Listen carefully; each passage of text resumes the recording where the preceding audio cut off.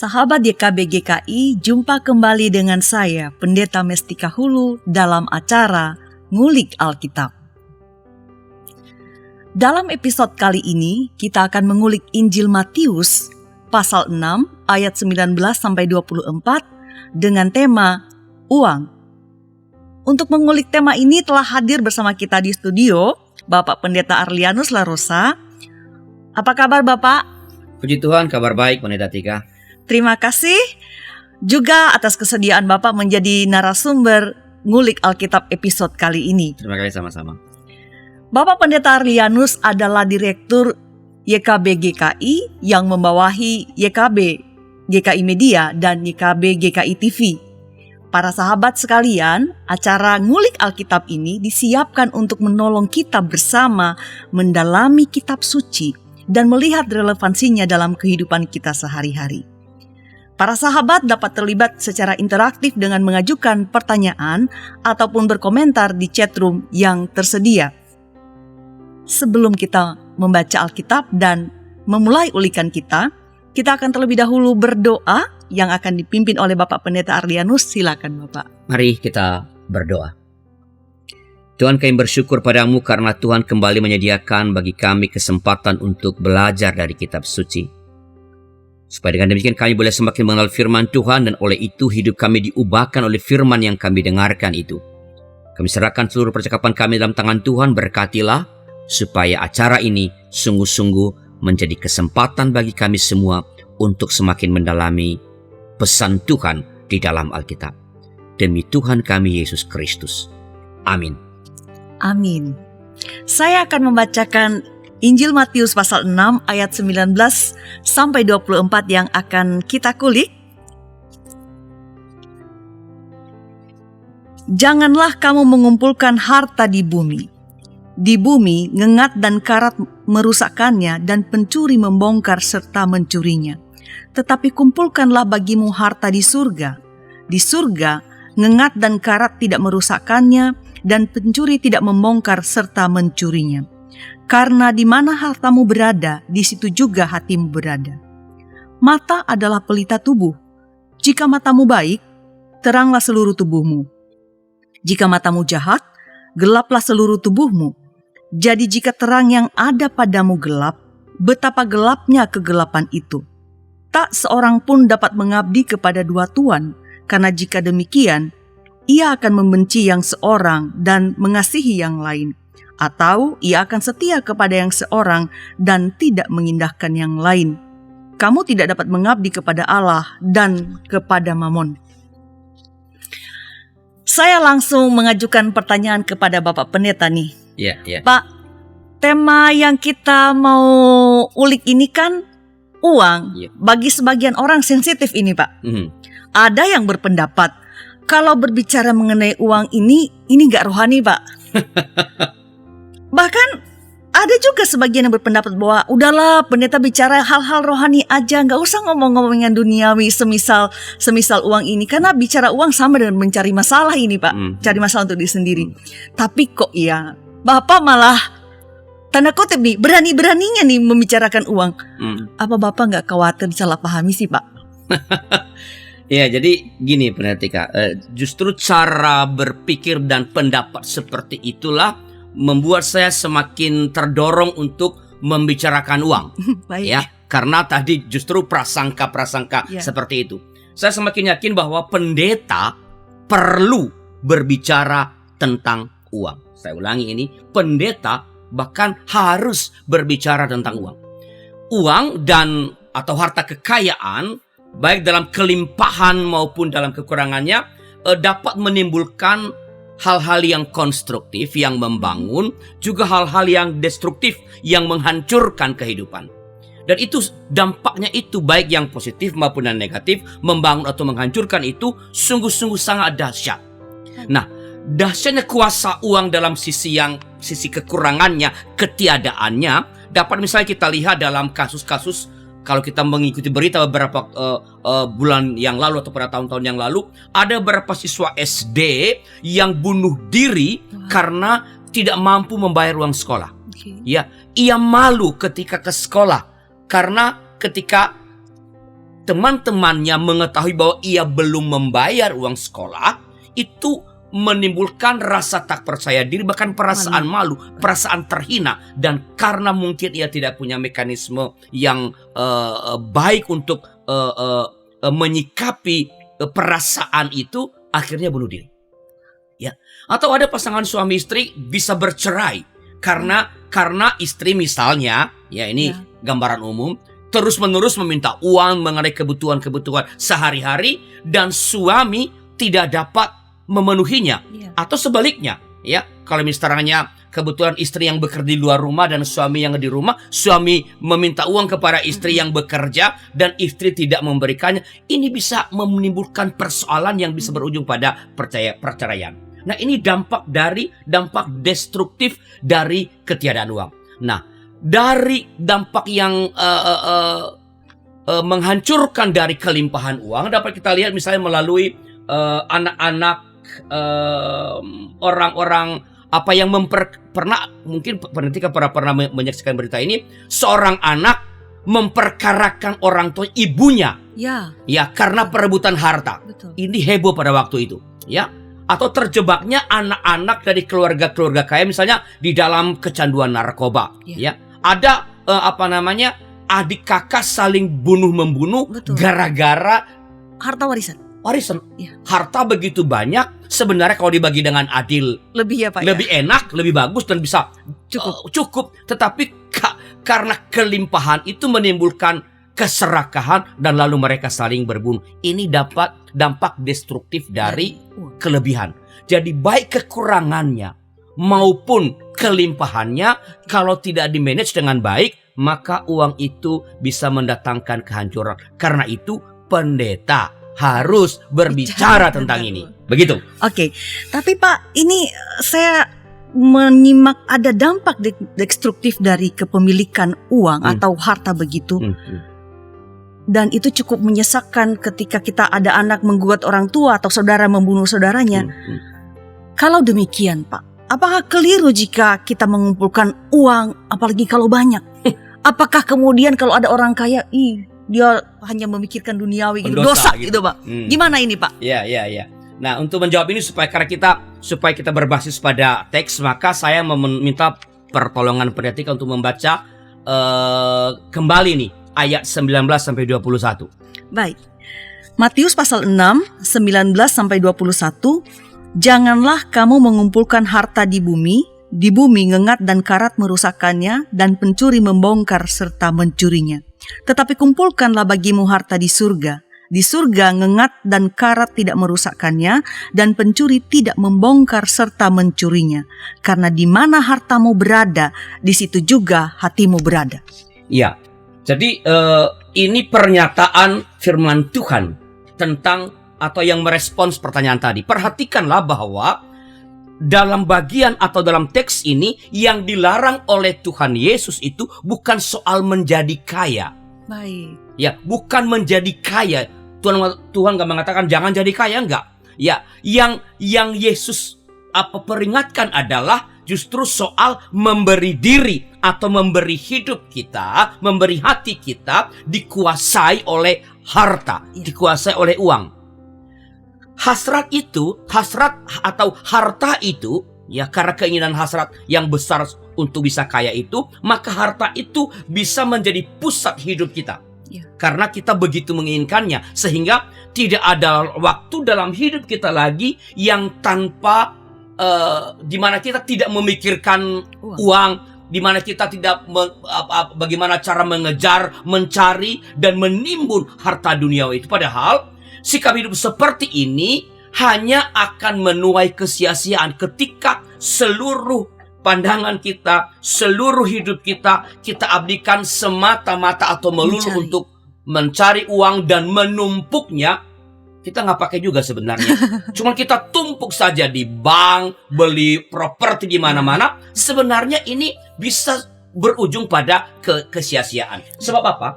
Harta duniawi bukan saja tidak dapat memberikan keselamatan yang kekal, tetapi juga tidak terhindar ya dari ancaman tadi katakan ngengat, karat dan pencuri yang akan dapat membuat semuanya itu hilang. Jadi sekali lagi ini adalah bersifat sementara, ya.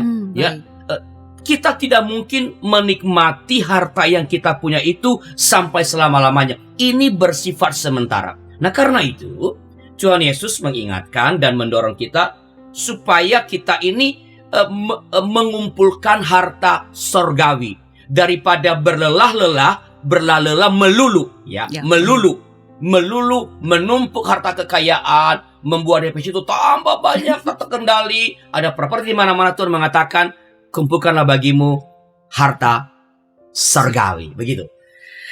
Tuhan mendorong kita, bahkan mungkin bisa dikatakan memerintahkan kita mengumpulkan harta surgawi. Karena berarti ini penting, Pak, menurut saya. Tapi sebelum mengetahui sepenting apa ini harta surgawi, artinya apa sih, Pak, mengumpulkan harta surgawi itu? Supaya saya nih tergerak dan para sahabat tergerak, Pak. Semangat mencari, Pak. Ya, jadi mengumpulkan harta surgawi itu maksudnya sebenarnya adalah menjadikan Allah dan kerajaannya sebagai pusat dalam hidup kita. Menjadi kerajaan Allah dan Allah sendiri menjadi pusat perhatian kita, menjadi pusat pikiran kita, menjadi tujuan hidup kita. Allah dan kerajaannya, Allah dan kerajaan Allah menjadi pusat segala-galanya dalam hidup kita, pusat tujuan kita. Nah, orang yang bersikap seperti ini akan memandang harta itu, uang itu hanya sebagai alat untuk melayani Tuhan. Harta bukan lagi segala-galanya, harta bukan lagi penentu segala-galanya, dan karena itu tidak menghabiskan seluruh hidupnya untuk itu, karena ia memandang, karena Allah yang jadi pusat hidupnya, karena Allah jadi tujuan hidupnya, karena kepada Allah ia hendak menyerahkan hidupnya bukan kepada uang, maka harta itu bukan tidak penting. Harta itu ia pandang sebagai alat untuk pelayanan. Tuhan mendorong kita untuk mengumpulkan harta surgawi. Ini penting. Nah, setelah kita mendengar penjelasan Bapak, nah pertanyaan saya justru begini, Pak. Lalu harta surgawi itu apa, Pak?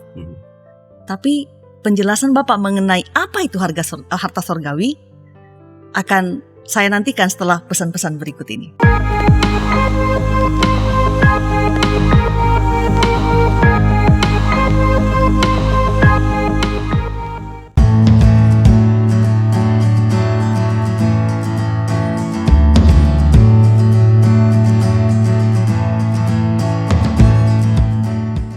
Untuk kegiatan apapun yang dilakukan oleh badan pelayanan yang manapun juga pasti membutuhkan dukungan. Salah satunya adalah dukungan dana. Oleh karena itu, GKB GKI Media juga membutuhkan dukungan dana dari kita semua.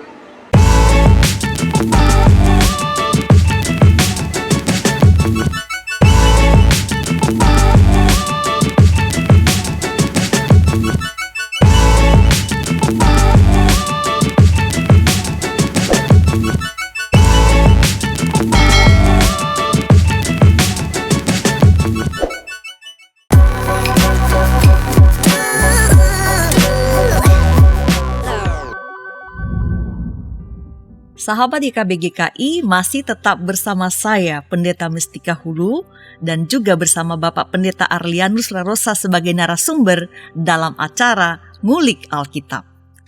Bagi para sahabat yang baru bergabung, kami informasikan bahwa bahan ngulik Alkitab kita adalah Matius pasal 6 ayat 19 sampai 24 dengan tema uang. Saya kembali pada pertanyaan saya yang tadi saya sampaikan pada Bapak sebelum jeda. Bapak sudah menjelaskan bahwa Tuhan mendorong kita untuk mengumpulkan harta surgawi. Nah, selanjutnya, apakah harta surgawi yang harus kita kumpulkan itu, Pak? Iya, saya mau meminjam pandangan Yahudi tentang ini, karena ini konteksnya kan Injil Matius kepada orang-orang Yahudi. Baik. Jadi dalam pandangan Yahudi ada dua jenis harta yang dapat dikumpulkan di sorga. Yang pertama adalah perbuatan baik.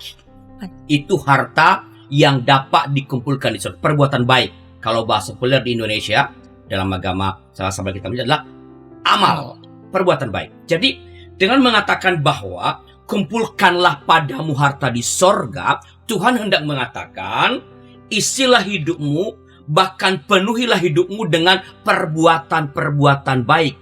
Isilah hidupmu dengan hal-hal yang mendatangkan kegembiraan bagi dirimu dan orang lain. Isilah hidupmu dengan hal-hal yang mendatangkan damai bagi dirimu dan orang lain. Isilah hidupmu dengan hal-hal yang membuat dunia ini semakin enak dinikmati. Semakin orang semakin merasakan kehadiran Allah di dalam dunia di mana engkau hadir, karena engkau mengerjakan segala sesuatu yang kau kerjakan adalah dalam rangka menolong dirimu dan menolong orang lain mengalami hal-hal yang terbaik. Jadi berbuat baiklah. Nah, ini jelas tidak bertentangan dengan mengumpulkan harta di bumi. Ya. Jadi apakah mengumpulkan harta di sorga itu bertentangan? Enggak, karena harta di sorga itu tidak bertentangan dengan mengumpulkan harta di bumi, tapi tidak melulu mengumpulkan harta di bumi, ya. Sebab apa? Harta di bumi dapat dipakai sebagai alat untuk melakukan perbuatan-perbuatan baik. Harta di bumi, uang yang kita punya, properti yang kita punya dapat digunakan untuk melakukan hal-hal yang baik atau perbuatan-perbuatan yang baik bagi sesama. Kalau kita punya rumah lebih, ya kita tentu bisa menyewakan. Tapi ketika ada orang yang memerlukan dan ia tidak mampu untuk membayar sesuai dengan rate yang kita harapkan, ya kalau orang itu betul-betul memerlukan, ia tidak punya uang dan tidak punya rumah, kita bisa memberi harga yang lebih sesuai dengan kemampuannya. Karena mengapa? Kita punya properti yang banyak. Kalau cuma punya satu, yang tidak bisa, karena kita mengharapkan dari properti ini kita mendapatkan uang sewa yang dapat membuat kita hidup. Tapi ketika kita punya banyak, ya kita bisa menolong kita orang bisa lain. leluasa untuk mengelolanya. Jadi tidak bertentangan antara harta di sorga dengan harta di bumi. Jadi kalau kita mencoba merumuskan dalam bahasa yang positif, sebenarnya Tuhan Yesus tuh hendak mengatakan begini: menjadi kayalah agar kamu semakin leluasa berbuat baik melalui hartamu. Ini menarik, Pak. Ya, jadi berbuat baik kan nggak selalu melalui harta. Betul. Ya, ada hal lain perbuatan baik, menolong orang menyeberang jalan, itu juga perbuatan baik, ya. Ya, tetapi karena kita bicara mengenai uang dengan harta, maka Tuhan mengatakan menjadi kayalah supaya engkau semakin leluasa untuk berbuat baik melalui harta. Jadi sekali lagi nggak bertentangan. Mengapa? Karena kalau kita nggak punya banyak harta, kita nggak bisa berbuat baik melalui harta. Tentu ada pilihan lain, ya. Berbuat baik dengan menolong, bukan melalui harta. Tapi kalau ngomong mengenai harta, menjadi kayalah. Ini sangat penting karena dua hal. Pertama, mengapa ini penting? Karena ada cukup banyak orang Kristen yang mempertentangkan antara harta atau kekayaan dengan iman. Jadi betul, Pak. Orang itu kalau beriman itu ya nggak usah terlalu cari uang itu, ya udah seadanya sajalah. Ya, itu ada orang-orang Kristen yang punya sikap mental atau cara beriman seperti itu. Ada banyak orang Kristen yang berpikir bahwa menjadi orang Kristen itu nggak perlu kaya, hiduplah secukupnya, dan bisa dipakai berbagai macam ayat Alkitab itu. Kesusahan sehari cukuplah untuk sehari. Nggak usah repot-repot buat besok, kan firman Tuhan mengatakan kesusahan sehari cukuplah untuk sehari. Ya, pikulah salib. Ya, pikulah salibmu. Atau ungkapan-ungkapan ini dipakai dalam untuk memandang negatif harta kekayaan. Kalau orang Kristen nggak perlu kaya. Ya, karena Tuhan Yesus juga menderita, dia nggak punya, bahkan tidak ada tempat untuk meletakkan kepala. Jadi kalau kau jadi pengikut Yesus, ya kalau kamu kaya malah aneh karena Tuhanmu itu miskin. Nah, ini ada orang yang berpandangan seperti itu. Kedua, mengapa ini? Karena di sisi lain atau berlawanan dengan itu, ada cukup banyak orang Kristen juga yang berpendapat bahwa orang Kristen itu harus kaya raya. Sebab apa? Bapamu yang di sorga adalah kaya. Kalau Bapa di surga kaya, dan kamu miskin, berarti kamu bukan anak Bapa di surga. Kalau kamu anak Bapa di surga, kamu harus kaya dong. Betul, Pak. Ya, saya jadi ingat dulu ada yang cerita. Jadi kalau anak Tuhan itu, Ya mobilnya jangan mobil butut dong. Itu mempermalukan Bapamu yang di sorga. Kan Tuhanmu itu kaya. Jadi you mestinya kaya mobilnya juga. ya kelas 1. Wow. Ya, rumahnya juga di perumahan elit. Jadi kalau Gedongan, kayak saya ini pendeta yang tidak bukan anak Bapak di sorga karena tidak punya rumah di komplek yang elit. Ya. Jadi ada orang Kristen yang mengatakan pada satu sisi kalau orang Kristen udahlah Tuhan juga miskin. Ya. Tapi ada yang mengatakan enggak, Tuhan itu kaya. Maka kita harus kaya luar biasa. Nah, terhadap kedua pandangan ini Tuhan Yesus memberikan jawaban yang tidak membenarkan keduanya. Yang tidak mengatakan oh ini yang benar itu salah, ini yang salah itu yang benar. Tuhan Yesus berkata, kumpulkanlah padamu harta di sorga. Dengan perkataan lain, sekali lagi, isilah hidupmu, bahkan penuhilah hidupmu dengan perbuatan baik. Saya ulangi ini dan akan saya ulangi karena ini menjadi penting nih. Menjadi kayalah agar kamu semakin leluasa berbuat baik melalui hartamu. Menjadi kayalah. Jadi pesan Tuhan Yesus ini harta di sorga itu tidak bertentang. Tadi apakah kalau begitu salah untuk menjadi berdosa kalau kaya? Ya, kalau kamu menjadi kaya demi kekayaanmu, menjadi kaya untuk sekedar menumpuk harta kekayaan dan oleh kekayaanmu itu engkau menindas orang lain, engkau mengabaikan orang lain, engkau menghina orang lain, ya dosa. Tapi menjadi kayalah supaya leluasa menjadi berkat. Pakailah hartamu untuk melayani. Tadi kan saya sudah mengatakan sebelum bahwa orang yang menjadikan Allah sebagai pusat hidupnya akan memandang harta itu sebagai alat untuk melayani. Jadi kalau engkau melayani melalui hartamu, ya menjadi kaya. Kalau nggak punya banyak, gimana kamu bisa berbagi? Bisa juga berbagi, tetapi yang lain kecil. Saya jadi teringat tuh terpaksa sebut nama nih. Gubernur kita periode yang lalu di DKI Jakarta, Pak Ahok, ia kan mengatakan, bagaimanapun kita harus mengatakan bahwa kalau kita punya uang banyak itu kita bisa melayani orang miskin yang semakin baik. Jadi pengusaha nggak mungkin punya uang sebanyak-banyaknya. Hanya kalau jadi penguasa kita punya dana yang luar biasa besar yang dimiliki negara, itu kita kelola untuk menolong warga, menolong masyarakat. Jadi itu prinsip yang benar menurut saya. Menjadi kayalah supaya leluasa menjadi berkat, supaya semakin banyak orang yang menikmati kesejahteraan melalui harta yang engkau punya atau harta yang engkau kelola. Begitu Pendeta Tika. Saya kira ini patut di garis bawahi atau di highlight ya Pak, para sahabat sekalian juga, bahwa menjadi kayalah supaya dengan leluasa bisa berbuat baik melalui harta itu. Jadi bukan untuk mendapatkan, untuk memiliki itu sendiri. Selanjutnya saya ingin bertanya nih Pak. Tadi Bapak mengatakan ada 2 pandangan Yahudi mengenai harta. Nah, ini baru yang pertama kan Pak, yang sudah sangat menarik. Yang kedua apa nih Pak? Iya, hampir lupa. Kirain sudah semua. Belum Pak, baru 1. Tapi yang terakhir itu bagi saya itu di garis bawahi. Oke. Yang kedua gimana? Yang kedua ada yang dari harta yang dapat dikumpulkan itu adalah karakter yang baik. Yang mulia. Kalau tadi adalah perbuatan yang baik, itu harta yang bisa dikumpulkan di sorga. Bagi orang Yahudi, jenis kedua dari harta yang bisa dikumpulkan di sorga adalah karakter yang mulia. Ini hendak mengatakan bahwa jadilah pribadi yang berkarakter mulia, atau berakhlak mulia, Jadilah orang yang baik. Jadilah pribadi yang jadi teladan, termasuk dalam hal mengumpulkan harta. Jadilah teladan yang baik dalam hal mengumpulkan harta. Artinya jangan cari uang dengan cara-cara yang jahat.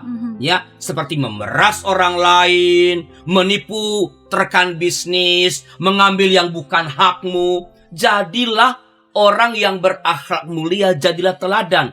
Jangan habiskan seluruh hidupmu hanya untuk mencari uang. Dengan uang kamu mengabaikan keluargamu. Dengan uang kamu mengabaikan orang tuamu. Dengan uang kamu mengabaikan sahabatmu. Dengan uang kamu mengabaikan gerejamu. Dengan uang kamu mengabaikan pelayananmu. Jangan demi mencari uang hal-hal itu kamu singkirkan. Jadilah teladan, termasuk dalam hal mengumpulkan uang. Jujurlah dalam mencari uang. Jadi yang dilarang Tuhan adalah cara yang jahat Ya. di dalam mengumpulkan harta. Bukan mengumpulkan harta itu yang Caranya jahat. ya, Pak. Cara, Baik. ya, atau pandangan kita. Kalau dalam Yakub agar akar segala Ya, kejahatan adalah cinta uang, bukan uang. Tapi cinta uang, Ya. ketika harta telah menjadi segala-galanya, itu problem. Nah, kita diingatkan oleh Tuhan Yesus melalui firman Tuhan pada acara ngulik Alkitab kali ini agar tidak mengumpulkan harta demi harta itu sendiri. Dengan ini, harta tidak akan menjadi kutuk, Ya. melainkan ia menjadi berkat. Harta tidak menjadi sesuatu yang jahat, melainkan sarana untuk menjadi berkat bagi dunia, sarana untuk menjadi berkat bagi orang lain. Begitu, Nadia. Oke, penjelasan yang luar biasa. Menjadi kaya tidak salah, menjadi kaya tidak dosa. Tetapi dalam penjelasan Bapak saya menyimak, dan mudah-mudahan para sahabat juga menyimak, ada peringatan yang cukup keras. Jangan sampai harta atau uang menjadi kutuk. Pak, apa ukurannya bahwa harta atau uang itu telah berubah menjadi kutuk? Bagaimana kita tahu, Pak, bahwa harta itu telah menjadi jahat? Iya. Ukuran atau sebutlah alarm pengingat. Nah, bagaimana kita sadar tadi kan bahwa ini udah jadi ukuran atau alarm pengingat bahwa harta sudah menjadi kutuk atau sudah menjadi jahat atau berbahaya atau menjadi ancaman adalah ketika hati kita, saya udah katakan tadi, hati kita terletak pada harta itu. Ketika harta telah menjadi pusat hidup kita, ketika harta telah menjadi ukuran dalam menilai atau memutuskan apapun. Ketika itu terjadi, maka harta itu, uang yang sebenarnya pada dirinya itu tidak jahat, ia menjadi jahat. Nah, inilah yang Tuhan Yesus maksudkan ketika ia mengatakan di dalam Matius pasal 6 ayat 21. Mungkin bisa dibacakan ayat 21. Matius 6 ayat 21. Karena di mana hartamu berada, di situ juga hatimu berada. Ya, di mana hartamu berada, di situ hati. Itu adalah pengingat bagi kita. Itu peringatan. Karena sekali lagi, harta itu cenderung menyita seluruh perhatian kita. Cenderung meminta banyak perhatian kita. Dan usaha juga mungkin ya, Pak? Yes. Nah, pendeknya, jangan jadikan harta dan upaya mencarinya sebagai pusat hidupmu. Ini penting. Jangan menjadikan harta sebagai dan upaya mencarinya sebagai pusat hidupmu. Jangan jadikan harta sebagai pengukur dan penentu keputusan sikap hidup kita. Kita tidak boleh menjadikan harta sebagai pertimbangan utama di dalam memutuskan segala sesuatu. Bukan pertimbangan utama. Tentu harus dipertimbangkan. Kalau nggak pertimbangkan uang gimana? Saya mau menolong orang, membagi sembako, tapi nggak memikirkan dananya, itu nggak mungkin.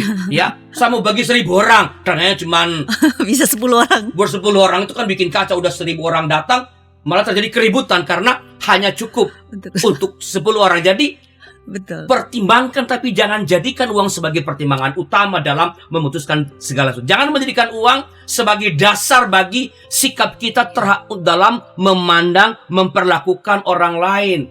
Kalau orang kaya, kita junjung tinggi begitu rupa, hargai, kita nunduk. Ya, selamat pagi tante, pagi om, ada yang bisa saya bantu. Mulutnya begitu manis. Pada saat yang sama orang miskin dihina, orang miskin diabaikan, atau kalau itu terpaksa dilayani, dilakukan dengan setengah hati. Saya nggak bilang jangan menghormati orang kaya. Ya, betul. Atau abaikan orang kaya, hormatilah orang miskin. Enggak.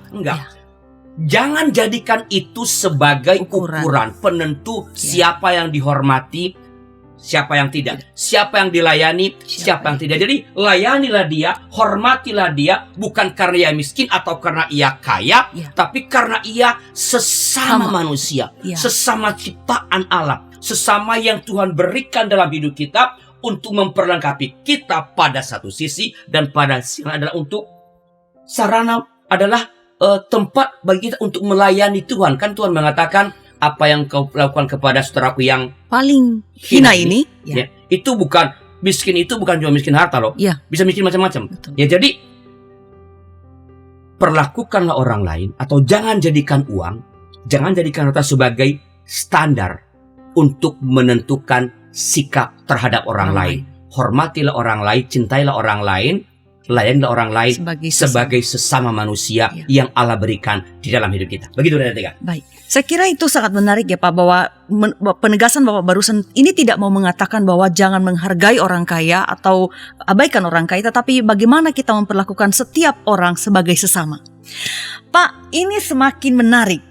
Saya andaikan ini Pak, kalau ini makanan, menunya ini pedas Pak, tapi segar dan enak. Karena pedas Pak, ada tadi jangan sampai menjadi kutuk dan kita harus memperlakukan orang lain dengan baik gitu. Saya ingin mendengarkan penjelasan Bapak lebih lanjut, tetapi kita lanjutkan setelah pesan-pesan berikut.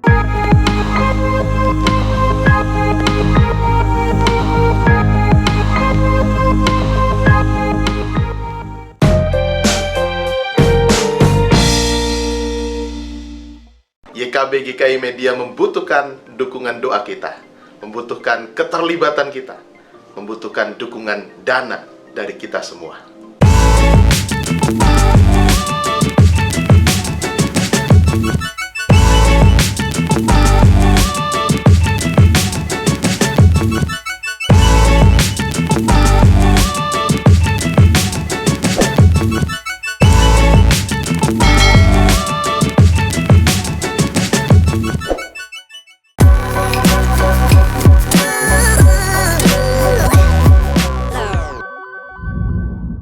Masih tetap bersama saya, Pendeta Mestika Hulu, dan juga dengan Bapak Pendeta Arlianus Larosa sebagai narasumber dalam acara Ngulik Alkitab. Bagi para sahabat YKB yang baru saja bergabung, kami sampaikan bahwa kita sedang ngulik Alkitab dari Matius pasal 6 ayat 19 sampai 24 dengan tema uang. Ini merupakan segmen terakhir kita. Para sahabat BGKI masih dapat berinteraksi melalui chatroom yang tersedia, baik mengajukan pertanyaan ataupun berkomentar. Saya kembali ke Pak Pendeta. Pak, bacaan kita kan, bahan ulikan kita kan Matius 6 ayat 19 sampai 24. Tapi tadi kita baru sampai 21 Pak. Masih ada nih, saya masih penasaran nih dengan ayat-ayat berikut nih. Nah, saya nih mau bacakan ayat 22 dan 23 ya Pak. Dikatakan dalam 22 dan 23 itu, mata adalah pelita tubuh. Jika matamu baik, teranglah seluruh tubuhmu. Jika matamu jahat, gelaplah seluruh tubuhmu. Jadi, jika terang yang ada padamu gelap, betapa gelapnya kegelapan itu. Nah, tema kita adalah uang, sesuatu yang sangat sensitif. Apa hubungannya Pak, ayat 22-23 ini dengan tema kita? Mata ya. Mata Pak. Jadi mata yang baik itu dalam bahasa Yunani yang dipakai untuk menulis Alkitab itu adalah kata haplos, kata bendanya adalah haplotes. Artinya apa? Mata yang murah hati. Mata yang murah. Bukan cuma hati ya Pak yang murah hati ya, ya mata juga. Yang murah hati. Baik. Ya. Dengan perkataan lain sebenarnya Tuhan mengatakan tumbuhkanlah semangat memberi. Baik. Termasuk ya memberi kepada sesama. Tentu mulai dari memberi kepada keluarga dekat kita yang memerlukan, lalu kepada sesama yang lain yang memerlukan, dan memberikan kepada gereja. Karena gereja adalah tempat di mana kita sebagai sebuah persekutuan, sebagai sebuah komunitas yang dihimpun oleh Tuhan Yesus untuk melakukan pelayanan baik antar kita umat maupun kepada dunia. Jadi tumbuhkanlah kesediaan, tumbuhkanlah semangat, bahkan bukan sekedar bersedia tapi bersemangat di dalam memberikan persembahan untuk pelayanan. Mengapa? Ini sangat penting untuk kita ingat ya. Ini sangat penting untuk kita ingat. Mengapa? Sebab dalam kenyataan sehari-hari sebenarnya terlihat, ini pengamatan yang bukan penelitian ini. Ya. Ini pengamatan sekilas saja, bahwa terlihat semakin banyak harta seseorang, ia semakin sedikit memberi. Wow, kenapa nih Pak? Kan mestinya semakin banyak harta, semakin Murah banyak hati. memberi, Ya. semakin murah hati. Ya. Tapi pada kenyataannya, ya, semakin banyak harta seseorang, semakin sedikit memberi.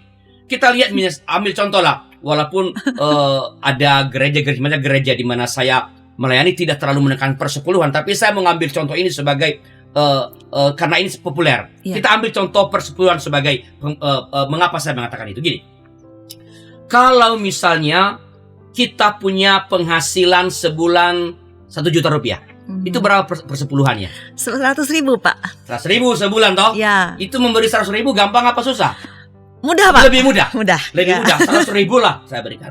Lalu kalau Tuhan memberkati kita punya penghasilan sebulan 5 juta. Masih lumayan mudah Pak. 500.000 ya Masih kita lumayan berikan. mudah, Pak. Ya. Tapi kalau Tuhan, bukan tapi lah, dan ternyata Tuhan sangat mengasihi kita, Ia memberikan kepada kita penghasilan yang semakin besar. Sebulan misalnya kita per bulan itu mendapatkan 50 juta Bentar per ya, Pak. bulan. Saya kalkulasi Itu dulu berapa ya. persembahan persepuluhannya? 5 juta Pak. 5 juta. Bisa buat macam-macam Ya. tuh Pak. Kalau sudah begini ya, Ya. kalau kita masih tadi 100 Ya. ribu, 500 ribu, agaknya tidak terlalu sukar untuk memberikan persembahan persepuluhan dengan itu. Tetapi ketika penghasilan kita udah semakin tinggi, ya, semakin besar, misalnya tadi 50 juta, maka kita mulai mencari-cari alasan, ya, mencari-cari rasionalisasi dari kita tidak memberi persembahan. Saya ulangi lagi, ketika hanya 500.000 persembahan persepuluhan kita, agaknya tidak terlalu sukar untuk memberi. Tapi ketika kita diberkati Tuhan semakin besar, semakin berlimpah, Tuhan memberikan harta kekayaan kepada kita mungkin mulai cenderung mencari-cari alasan untuk dia memberikan persembahan persepuluhan persis seperti yang semestinya. Ya, kita mulai 5 juta. Lumayan ini. Ini nanti kalau saya kasih gereja keenakan majelis gerejanya nih. Ya, bayangkan kalau di gereja ada yang seperti saya ini, ada banyak diberkati Tuhan, berapa banyak uang di gereja. Kita mulai melihat betapa besar uang yang harus kita persembahkan dan lupa bahwa berkat Tuhan jauh lebih besar. Sekali lagi, mata yang murah hati, semangat dalam memberi. Dan ini perlu kita ingat karena sekali lagi, semakin banyak yang kita terima dari Tuhan, semakin besar penghasilan kita, ada kecenderungan untuk semakin memberi sedikit. Tentu ada banyak orang saya kenal yang semakin murah hati juga. Semakin murah hati ada.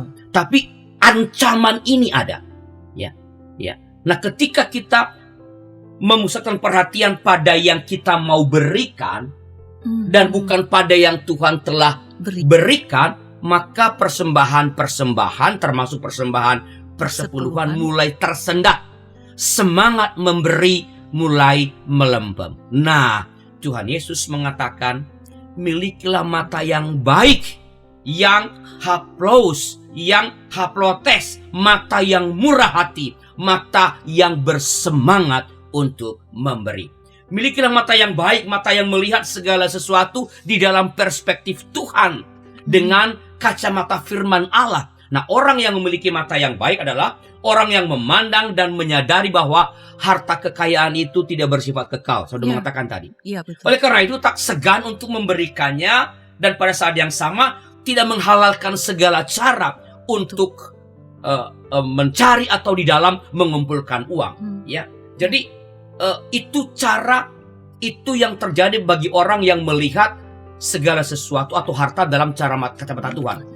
Sebaliknya Tuhan Yesus mengatakan, buanglah mata yang jahat. Dalam bahasa Yunani itu mata poneros. Artinya apa? Mata yang kikir atau mata yang tamak. Jadi, kan tadi saya sudah bilang, menjadi kayalah supaya leluas menjadi berkat. Ini sisi peringatan negatif. Jangan jadi orang kaya yang kikir. Jangan jadi orang kaya yang pelit. Jangan menjadi orang kaya yang enggan berbagi, yang tidak mau mengulurkan tangannya kepada sesama yang memerlukan.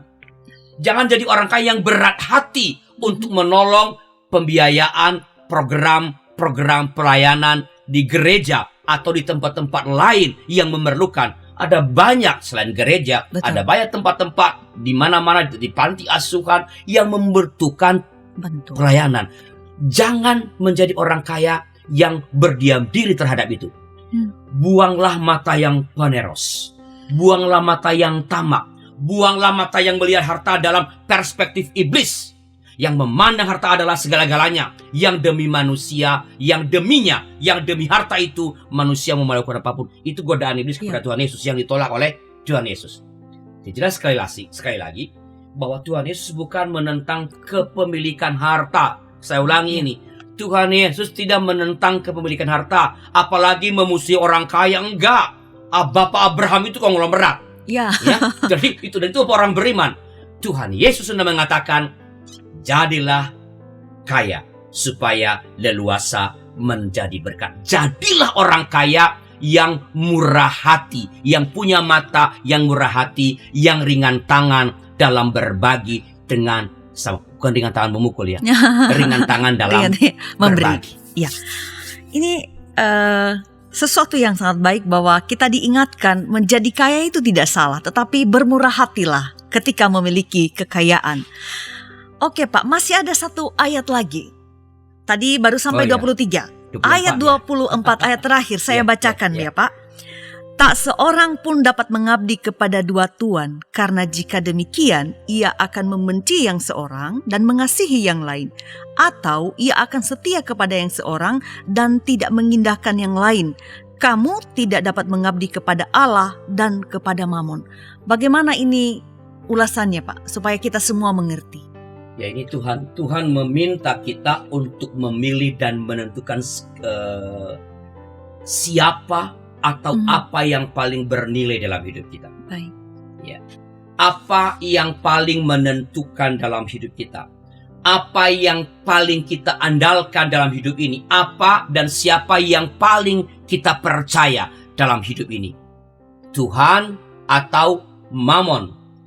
Tuhan atau harta kekayaan? Ya. Kepada apa atau kepada siapa kita menggantungkan hidup, menggantungkan keselamatan kita? Kepada Tuhan atau kepada harta kekayaan? Ya. Ini maksud pernyataan Tuhan dalam ayat ini. Ya. Tuhan Yesus mengingatkan dan mendorong kita semua agar mengumpulkan tadi harta surgawi.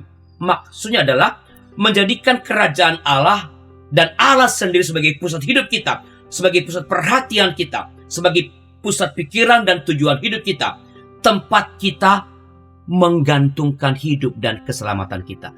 Harta perlu, yes. Penting, yes. Tapi Allah adalah yang menjadi segala-galanya. Allah lah, bukan harta yang jadi tempat bergantung hidup kita. Karena harta itu bisa hilang. Betul, bisa dicuri bisa tadi ya Pak. dicuri. Kita bisa dicelakai. Karena harta itu. Harta. Orang mencelakai kita Ya. karena harta. Hanya Tuhanlah andalan kita. Tuhanlah yang paling utama dalam hidup kita. Harta, saya ulangi tadi, harta adalah alat untuk melayani Tuhan, sarana untuk menjadi berkat bagi sesama, bahkan bagi alam semesta. Jadi kita melayani bukan hanya sesama manusia, tapi alam semesta. Ya, termasuk hewan-hewan. Ya, bisa dipelihara Dengan baik. Atau kita memberi santunan kepada tempat-tempat penampungan hewan-hewan liar. Saya mengenal seorang teman, seorang pendeta yang sangat mencintai hewan. Dia nggak bisa lihat ada kucing atau anjing terlantar di jalan, dia ambil. Ia ambil, dia rawat, dan ia tentu punya keterbatasan. Ia akan menitipkan itu setelah dia mandikan segala macam, ia bawa ke dokter, ia akan titipkan atau ia menawarkan siapa yang mengadopsi. Tetapi rumah-rumah tempat penitipan itu kan memerlukan santunan atau bantuan. Biaya. Betul. Nah, jadikan harta sebagai alat untuk menjadi berkat pelayanan bagi sesama manusia dan sesama ciptaan. Ingatlah ini.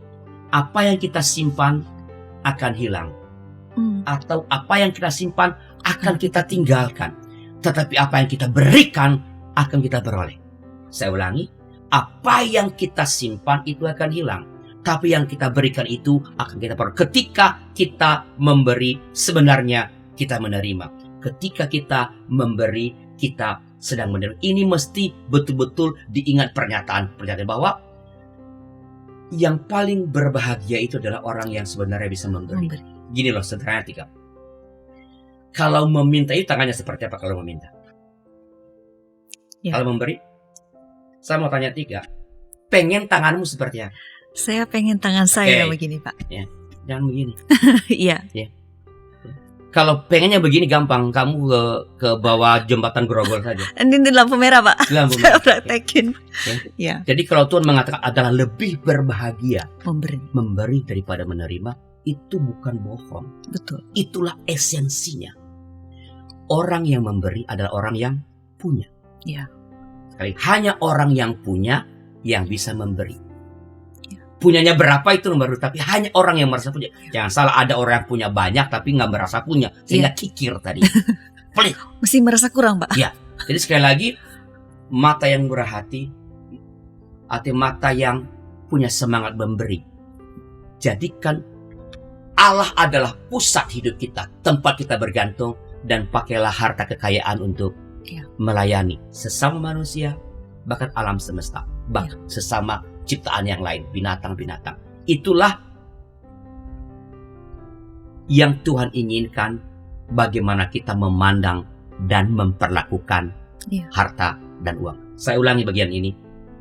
Menjadi kayalah supaya semakin leluasa menjadi berkat. Menjadi kayalah supaya semakin leluasa menjadi berkat melalui harta yang engkau terima dari Tuhan.